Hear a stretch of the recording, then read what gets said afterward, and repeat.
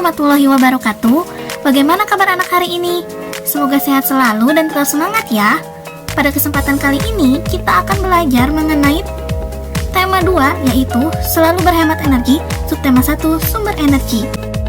Adapun materi yang akan kita pelajari hari ini adalah yang pertama yaitu sumber energi. Submaterinya yaitu mengenai macam-macam sumber energi dan manfaatnya. Kita akan mulai belajar mengenai macam-macam sumber energi dalam kehidupan.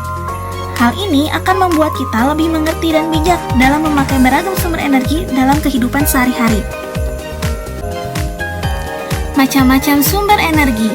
Yang pertama yaitu energi matahari, kedua energi air, ketiga energi angin, keempat energi listrik, kelima minyak bumi. Sumber energi yang pertama yaitu matahari. Matahari menghasilkan energi panas dan juga energi cahaya. Matahari merupakan sumber energi terbesar di bumi. Hal ini dikarenakan karena matahari merupakan sumber kehidupan utama bagi makhluk hidup. Pemanfaatan matahari dalam kehidupan sehari-hari yang pertama yaitu matahari membantu proses fotosintesis tumbuhan. Fotosintesis merupakan pembuatan makanan pada tumbuhan hijau. Tumbuhan melakukan fotosintesis untuk menghasilkan makanan dan juga oksigen. Dalam proses fotosintesis, daun akan menyerap karbon dioksida yang ada di udara. Kemudian akan diolah menjadi karbohidrat dan juga oksigen dengan bantuan sinar matahari. Pemanfaatan energi matahari yang kedua yaitu mengeringkan benda basah. Banyak sekali benda basah yang dapat kita keringkan menggunakan bantuan sinar matahari. Contohnya yaitu mengeringkan pakaian basah dan juga mengeringkan ikan asin yang dilakukan oleh para nelayan. Pemanfaatan energi matahari selanjutnya yaitu matahari dapat membantu proses pembuatan garam. Dalam proses pembuatan garam, para petani di pinggir pantai akan menyiapkan petak-petak tambak. Petak-petak tambak ini kemudian diisi oleh air laut. Air laut akan menguap dan tersisa kristal-kristal garam.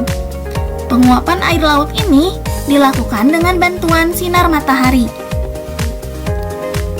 Setelah air laut menguap, sekitar 210 hari atau setelah kemarau berakhir, garam segera dipanen.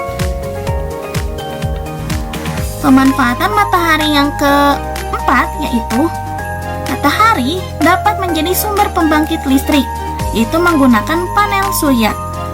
Panel surya akan menangkap sinar matahari, kemudian akan diolahnya menjadi sebuah listrik. Pemanfaatan selanjutnya yaitu membantu pembentukan vitamin D.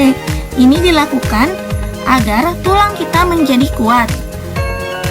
Kegiatan yang dapat kita lakukan yaitu olahraga pagi, lari pagi ataupun jogging pagi, atau hal sederhana yang dapat kalian lakukan yaitu dengan berjemur di bawah sinar matahari pagi. Sumber energi yang kedua yaitu air. Air merupakan salah satu sumber energi. Tubuh kita membutuhkan air untuk beraktivitas. Tidak hanya manusia, tumbuhan dan hewan juga membutuhkan air. Selain diminum, air juga dapat digunakan untuk memasak, mencuci, mandi, dan lainnya. Air juga dapat dimanfaatkan sebagai sumber energi listrik, salah satunya dengan menggunakan kincir air. Pemanfaatan energi air yang pertama yaitu membantu mengairi sawah.